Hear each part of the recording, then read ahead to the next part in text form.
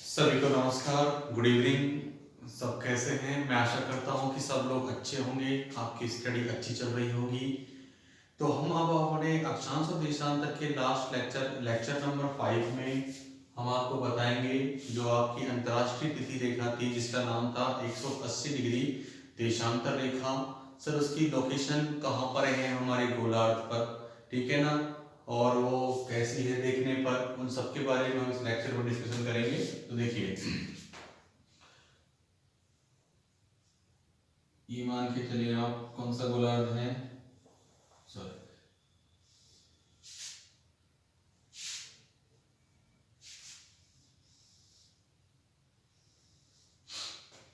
ठीक है, ये हो गया पश्चिमी और ये हो गया पूर्वी, ठीक है। और ये हो गई आपकी 180 डिग्री देशांतर रेखा, और ये भी कौन सी डिग्री हो गई, 180 डिग्री देशांतर रेखा। हमने लास्ट क्लास में बताया था कि आपको ये 180 डिग्री देशांतर रेखा दोनों हैं, पीछे जाकर मिलकर किसके किससे मिल जाती हैं, 0 डिग्री देशांतर रेखा के, और एक ही देशांतर रेखा बन जाती है जिसका नाम क्या होता है, 180 डिग्री देशांतर रेखा। अब ये जो देशांतर रेखा है 180 डिग्री, अगर हम देखें तो ये हमारा हो गया एशिया, ठीक है, और एशिया में ये देश हो गया हमारा कौन सा, रूस। अब यहां पर देखें तो ये हमारा महाद्वीप हो गया कौन सा, उत्तरी अमेरिका महाद्वीप। कौन सा हो गया, उत्तरी अमेरिका महाद्वीप, और उसका वो क्षेत्र हो गया अलास्का। कौन सा हो गया, अलास्का।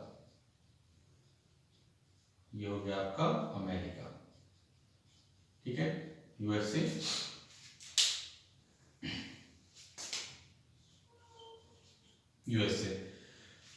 अब देखिए 180 डिग्री देशांतर रेखा आपको दिखाई दे रही होगी कि एशिया महाद्वीप को, और ये कौन सा महाद्वीप है, उत्तरी अमेरिका। कौन सा है, उत्तरी अमेरिका। एशिया महाद्वीप को उत्तरी अमेरिका महाद्वीप से अलग करने वाली जो देशांतर रेखा है वो कितना डिग्री देशांतर रेखा है, 180 डिग्री देशांतर रेखा है।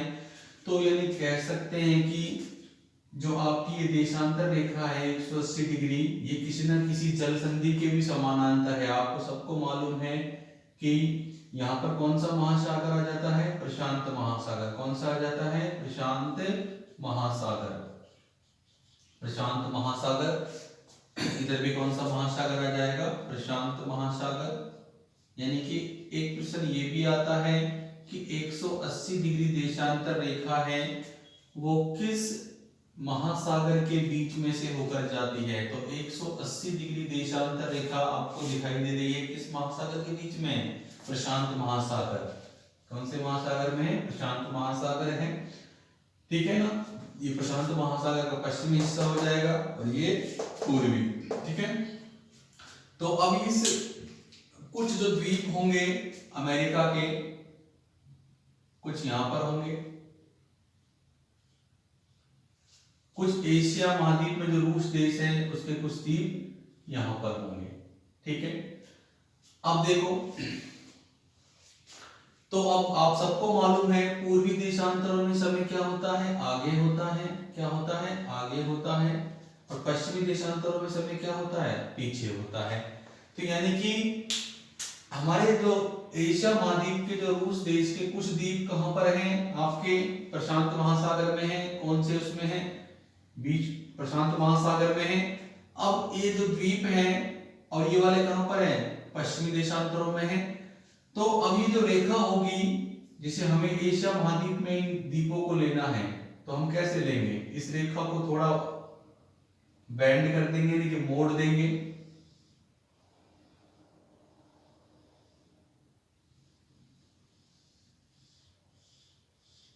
ठीक है। इससे क्या होगा, जो द्वीप आपके पश्चिमी देशांतरों में है वो पश्चिम की तरफ रह जाएंगे, जो अमेरिका का पार्ट है, किसका पार्ट है, अमेरिका का। और जो द्वीप पूरब की तरफ हैं वो कहाँ रह जाएंगे, रूस में रह जाएंगे। इसलिए जो ये 180 डिग्री देशांतर रेखा है उसमें क्या आ चुका है, मुड़ाव आ चुका है, यानी कि वो क्या हो चुकी है, विचलित हो चुकी है। ठीक है ना, क्योंकि ये जो द्वीप है इन पे रूस देश का अधिकार है, यानी कि पूर्वी गोलार्ध में है, तो क्या होगा, अगर इनको पश्चिमी गोलार्ध में रखते तो इनमें समय पीछे होता, अब पूर्वी में रखा है इसलिए समय क्या होगा, आगे। आगे रखने का रीजन, इनको इसी में रखने का रीजन ये है कि अगर जो रूस देश के अधिकार में है और वहां पर मान के चलो आज 28 तारीख हो रही है, कुछ द्वीप रूस देश के अधिकार में जो कहां पर है, पश्चिम में, तो वहां पर कितनी तारीख होगी, 27 तारीख। ठीक है ना, तो इसलिए इस दुविधा को दूर करने के लिए कि भाई इसके द्वीप इसी गोलार्ध में रहें और उसके द्वीप उसी गोलार्ध में रहें, ठीक है ना, तो इसलिए हमने क्या करा, इस रेखा को थोड़ा मोड़ दिया। ठीक है, अब ये रेखा मोड़ने पर कितना डिग्री ये रेखा, 180 डिग्री देशांतर रेखा। तो आपसे पूछ सकते हैं कि 180 डिग्री देशांतर रेखा के समानांतर एक जल संधि भी है जो बिल्कुल बीचों बीच जा रही है प्रशांत महासागर से, उसका नाम क्या है, बेरिंग जल संधि। क्या नाम है, बेरिंग जल संधि। क्या नाम है, बेरिंग जल संधि। अब ये बेरिंग जल संधि है आपके बेरिंग सागर को, बेरिंग सागर को और कौन से सागर से जोड़ती है, चूक्सी सागर से। कौन से सागर से जोड़ती है, चूक्सी सागर से। ठीक है ना, बेरिंग सागर को चूक्सी सागर से जोड़ने वाली जो जल संधि है वो कौन सी है, बेरिंग जल संधि है। कौन सी संधि है, बेरिंग जल संधि है। ठीक है ना, और ये दोनों सागर भी कहां पर आ रहे हैं, प्रशांत महासागर में। कहां पर आ रहे हैं, प्रशांत महासागर में। अब जल संधि का काम क्या होता है, जल संधि का काम होता है, जैसे आपने कौन सी जल संधि पढ़ी, बेरिंग। जल संधि का काम होता है दो जलीय राशियों को जोड़ना व दो स्थल खंडों को अलग करना, दो स्थल खंडों को अलग करना। ये किसका काम होता है, जल संधि का। तो बताओ, बेरिंग जल संधि ने दो जलीय राशि कौन कौन सी, बेरिंग सागर को किससे जोड़ा, चूक्सी सागर से। ठीक है ना, एक पॉइंट। इस जल संधि ने, बेरिंग जल संधि ने किस किस को अलग किया, दो स्थलखंड, यानी कि एशिया में रूस को किससे अलग किया, अलास्का से या अमेरिका से। ठीक है ना, तो दो बड़े स्थलखंड कहे अगर, तो महाद्वीपों में बोला जाए कि बेरिंग जल संधि किन दो महाद्वीपों को अलग करती है, बेरिंग जल संधि किन दो महाद्वीपों को अलग करती है, यानी कि बड़े स्थलखंडों को अलग करती है। तो इधर देखें, इधर सबसे बड़ा स्थलखंड कौन सा हो गया, एशिया महाद्वीप, रूस वाला पार्ट। एशिया महाद्वीप को किससे अलग करती है, एशिया महाद्वीप को उत्तरी अमेरिका महाद्वीप से, उत्तरी अमेरिका महाद्वीप से। ठीक है, एशिया महाद्वीप को उत्तरी अमेरिका महाद्वीप से कौन सी जल संधि अलग करती है, बेरिंग जल संधि अलग करती है। ठीक है ना, बड़े स्थलखंडों में। और किसको जोड़ती है, बेरिंग सागर को चूक्सी सागर से। ठीक है ना, और देश की बात की जाए तो रूस देश को अलास्का पे किसका अधिकार है, यूएसए का। किसका अधिकार है, यूएसए का। ठीक है ना, तो ये भी आपको एग्जाम के दृष्टिकोण से याद रखना है। आपसे पूछ सकते हैं कि ऐसी कौन सी देशांतर रेखा है जिसमें विचलन पैदा हुआ है या विचलन है। विचलन का मतलब मुड़ाव है, मुड़ाव है या घुमाव है। तो कितनी डिग्री देशांतर है वो, 180 डिग्री देशांतर रेखा। और क्यों मुड़ाव पैदा हुआ है, क्योंकि रूस देश के कुछ द्वीप थे तो उनको अपनी तरफ लिया गया, और अमेरिका के जो अलास्का के कुछ द्वीप थे उनको अमेरिका की तरफ लिया गया। ठीक है ना, इसलिए उसमें क्या हो गया, विचलन पैदा हो गया। ठीक है, अब देखते हैं हम इसमें आगे कि लास्ट पॉइंट जो देशांतर रेखाओं में है इस टॉपिक का, कि भाई दो देशांतर रेखाओं के मध्य है वो कितना दूरी का अंतर होता है, और वही क्यों होता है, ध्रुवों पर जाने पर कैसे कैसे उनके बीच में अंतर है वो घटता जाता है।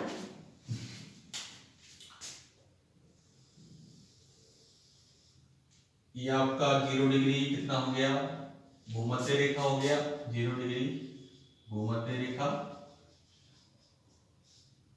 ये 0 डिग्री अक्षांश रेखा।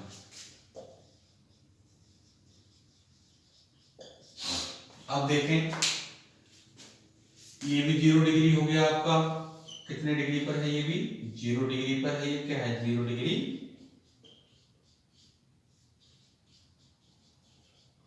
देशांतर रेखा। ठीक है, 0 डिग्री अक्षांश रेखा, 0 डिग्री देशांतर रेखा। तो अब आप देखिए, भूमध्य रेखा से भूमध्य रेखा से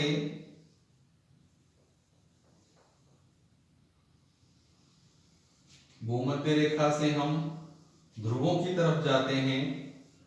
भूमध्य रेखा से हम किसकी तरफ जाते हैं, ध्रुवों की तरफ जाते हैं।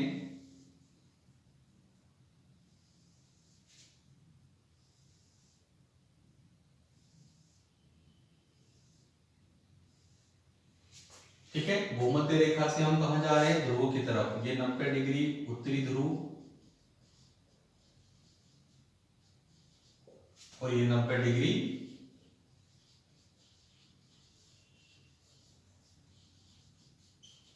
दक्षिणी ध्रुव। तो भूमध्य रेखा से 90 डिग्री हम उत्तरी ध्रुव की तरफ गए, भूमध्य रेखा से 90 डिग्री कहां गए, हम दक्षिणी ध्रुव की तरफ गए। जब हम अक्षांश रेखाओं में चलते हैं,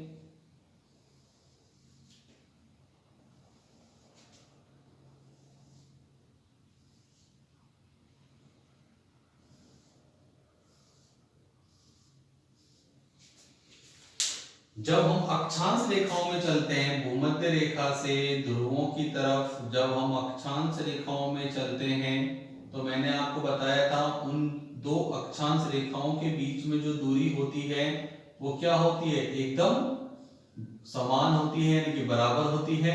और आप सबको मालूम है वो कितनी होती है, मैंने बताया था 111 किलोमीटर। कितनी होती है, 111 किलोमीटर। लेकिन जब हम देशांतर रेखाओं में, भूमध्य रेखा को इधर देखिएगा,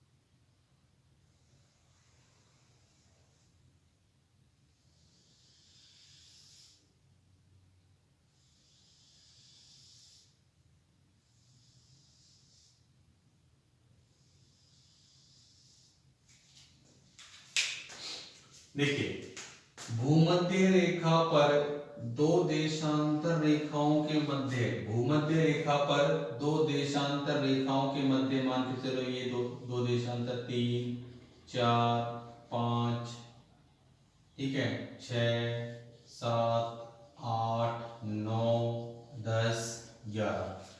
तो 11 मतलब दो देशांतर, यानी कि ये एक देशांतर ये, तो दो देशांतर रेखाओं के मध्य जो दूरी है भूमध्य रेखा पर वो क्या होती है, एकदम समान होती है। और लगभग कितना होती है, 111.32 किलोमीटर।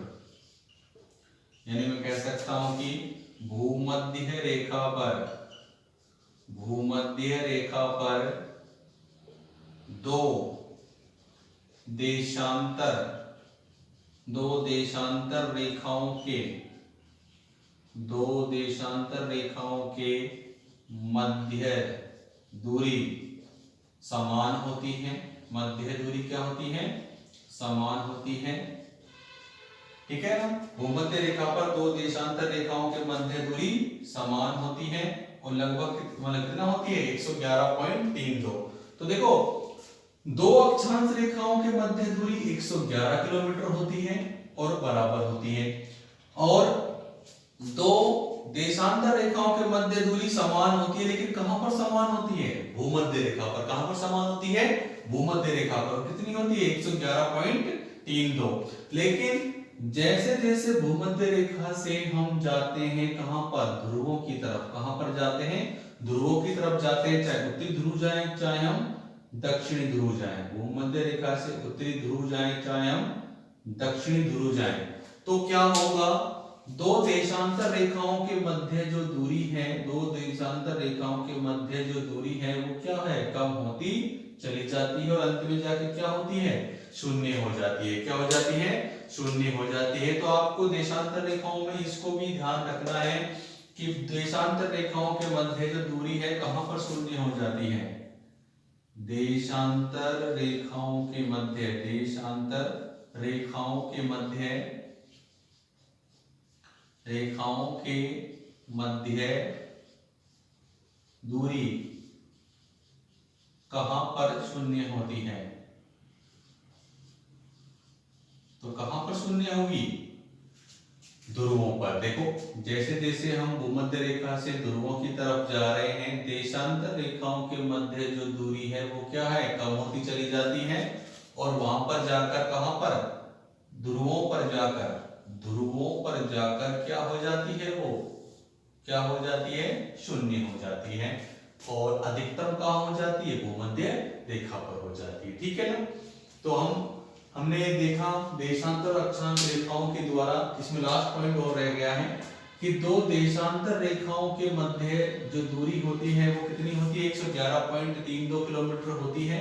दो देशांतर रेखाओं के मध्य दूरी भूमध्य रेखा पर, उसको हम किस नाम से जानते हैं, गोरे के नाम से जानते हैं। यानी कि दो देशांतर रेखाओं के मध्य जो दूरी है वो किसके नाम से जानी जाती है, गोरे के नाम से जानी जाती है।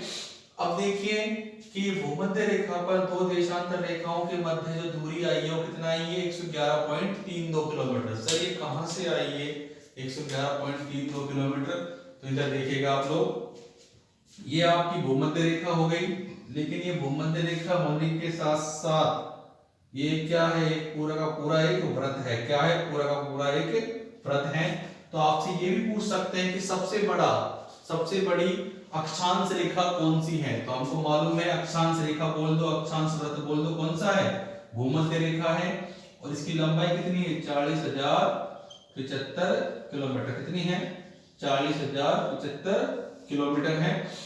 ठीक है ना, 40,075 किलोमीटर है। अब आपको मालूम है एक पूरा चक्कर लगाने पर अक्षांश वृत्त अगर पूरा चक्कर लगा रहा है तो कितना डिग्री कोण बनाएगा, 360 डिग्री का। तो इसको डिवाइड करेंगे तो लगभग कितना आ जाएगा, 111.32 किलोमीटर। ठीक है ना, ये यहां से आया है क्योंकि हमको मालूम है जो हमारी भूमध्य रेखा की लंबाई है वो कितनी है, 40,075 किलोमीटर। ठीक है ना, और ये भूमध्य रेखा है पूरा का पूरा क्या, एक सर्किल है, यानी कि पूरा एक गोला है। तो गोले का मतलब कितना डिग्री का कोण होता है, 360। का इसको डिवाइड करेंगे तो कितना जाएगा, तो 11.32 किलोमीटर। ठीक है, चलिए तो ये आज आपका अक्षांश और देशांतर का लास्ट लेक्चर हुआ, जिसमें हमने आपको बताया कि अक्षांश का उपयोग क्या होता है, देशांतर रेखाओं का उपयोग क्या होता है। अक्षांश के द्वारा हमने ताप कटिबंध ज्ञात किए, अक्षांश और देशांतर रेखाओं के द्वारा हमने भारत की जो अक्षांशीय और देशांतरीय स्थिति के बारे में देखा, भारत के स्थानीय समय को हमने ज्ञात किया। ठीक है ना, अब इसमें और भी एक लास्ट पॉइंट है वो भी देख लेते हैं कि सर कि हमारे पूरे कि कोई ऐसा देश है जिसके सबसे ज्यादा कटिबंध होंगे, मतलब सबसे ज्यादा क्या होंगे, टाइम जोन होंगे, सबसे ज्यादा क्या होंगे, टाइम जोन होंगे। ऐसा कोई ऐसा कोई देश है जिसके सबसे ज्यादा क्या होंगे, टाइम जोन। यानी कि भारत का जैसे टाइम जोन कितना है, एक ही है, सबको मालूम है कितने डिग्री पर है, 82.5 डिग्री पूर्वी देशांतर। कितने पर है, 82.5 डिग्री पूर्वी देशांतर पर। तो ऐसा कौन सा देश है, ये आपकी 0 डिग्री हो गई। ठीक है, तो अब मुझे बताइए जो क्षेत्रफल में सबसे बड़ा देश कौन सा है, क्षेत्रफल में रूस है। ठीक है ना, क्षेत्रफल में सबसे बड़ा देश कौन सा है, रूस है। आपको मालूम है रूस 2 महाद्वीपों में फैला हुआ है। इसका कुल क्षेत्रफल की बात की जाए तो 1.71 करोड़ वर्ग किलोमीटर है। किसका क्षेत्रफल, रूस का, किसका है? रूस का है, जिसमें से 1.41 करोड़ वर्ग किलोमीटर क्षेत्रफल इसका कौन से महाद्वीप में आता है? कौन से महाद्वीप में आता है? एशिया महाद्वीप में आता है। तो 1.31 करोड़, 3.1 करोड़ और 40 लाख वर्ग किलोमीटर कहां पर आता है? कहां पर आता है इसका? उसमें यूरोप महाद्वीप में। कहां पर आता है? यूरोप महाद्वीप में। यानी कि इतना बड़ा देश है, तो इतने बड़े देश को अगर समय के हिसाब से देखें तो इसमें एक समय रेखा से काम नहीं चलेगा। इसमें क्षेत्रफल के हिसाब से इसमें बहुत सारे समय जोन होंगे, बहुत सारे क्या होंगे? टाइम जोन होंगे, ठीक है ना। तो रूस देश में कितने टाइम जोन है? क्योंकि क्षेत्रफल में सबसे बड़ा है, तो रूस देश में कितने टाइम जोन है? 11 टाइम जोन है। कितने हैं? 11 टाइम जोन है, 11 समय चक्र हैं या समय रेखाएं हैं 11, ठीक है, क्षेत्रफल में बड़ा होने के कारण। तो आपको क्या लगता है सबसे ज्यादा टाइम जोन रूस देश के हैं या किसी और देश के हैं? तो देखो, आपका फ्रांस देश है। फ्रांस देश जो है वो रूस की तुलना में इसका बहुत कम क्षेत्रफल है, फ्रांस देश का। लेकिन क्या है, फ्रांस देश ने भी अपने काफी देशों के ऊपर शासन किया है। जैसे आपके दक्षिण अमेरिका महाद्वीप में भी काफी देश हैं जिनके ऊपर वो शासन कर कर आया है। अफ्रीका महाद्वीप में भी काफी देश हैं जिनके ऊपर क्या कर रहा है? वो शासन कर कर आया है, ठीक है। तो अफ्रीका के ऊपर भी शासन कर कर आया है, दक्षिण अमेरिका के ऊपर भी शासन कर कर आया है फ्रांस देश।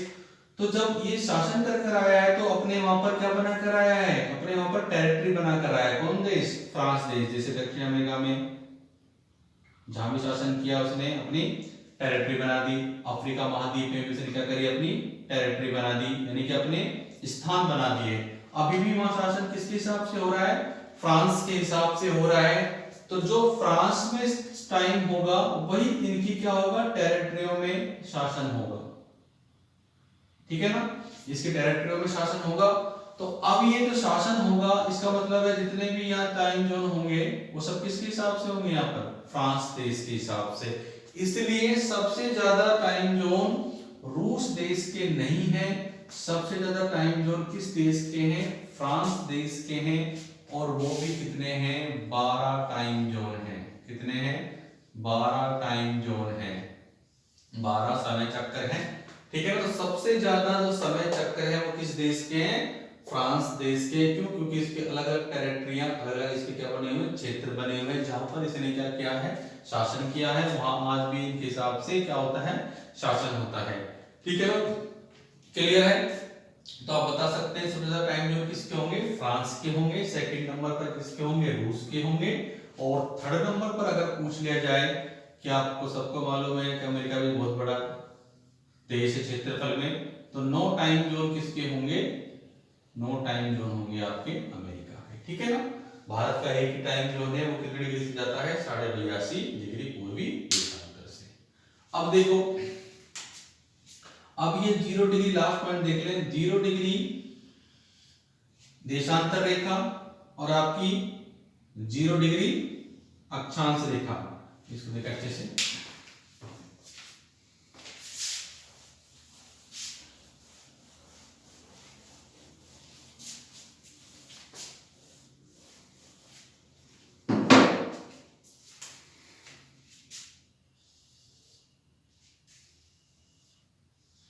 जीरो डिग्री अक्षांश रेखा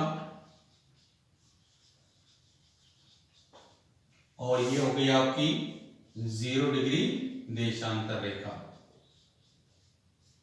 तो देखो, एक दूसरे को ये क्या करती हैं? काटती हैं या एक दूसरे से मिलती हैं। अब प्रश्न उठता है कि सर ये कहां पर एक दूसरे को काटती हैं? कहां पर एक दूसरे को काटती हैं? कहां पर एक दूसरे को काटती हैं? तो आप सबको मालूम है अफ्रीका महाद्वीप के, ठीक है ना। ये आपको मालूम है, ये आपका महाद्वीप महासागर हो जाएगा ऐसा आकृति का, कौन सा? अटलांटिक। कौन सा हो जाएगा? अटलांटिक। ऐसा आकृति का जो महासागर है वो कौन सा है? अटलांटिक महासागर है। संसार का दूसरा सबसे बड़ा महासागर कौन सा है? अटलांटिक महासागर। तो अटलांटिक महासागर में 0 डिग्री अक्षांश रेखा और 0 डिग्री देशांतर रेखा एक दूसरे को क्या करती हैं? काटती हैं। लेकिन यहाँ पर एक खाड़ी और है, महासागर में खाड़ी और है, जो अफ्रीका का महाद्वीप का देश है, कौन सा? गिनी।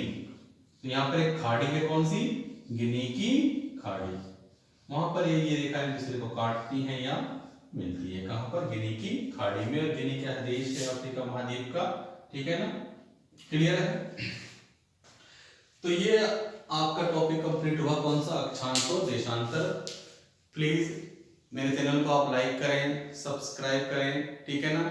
और उसको शेयर करें जितना हो सकता है, जिससे मुझे मोटिवेशन मिले और मैं आगे आपको अच्छे से अच्छे वीडियो बनाकर मतलब अच्छे से अच्छे वीडियो बनाकर मैं आपको पेश कर सकूं।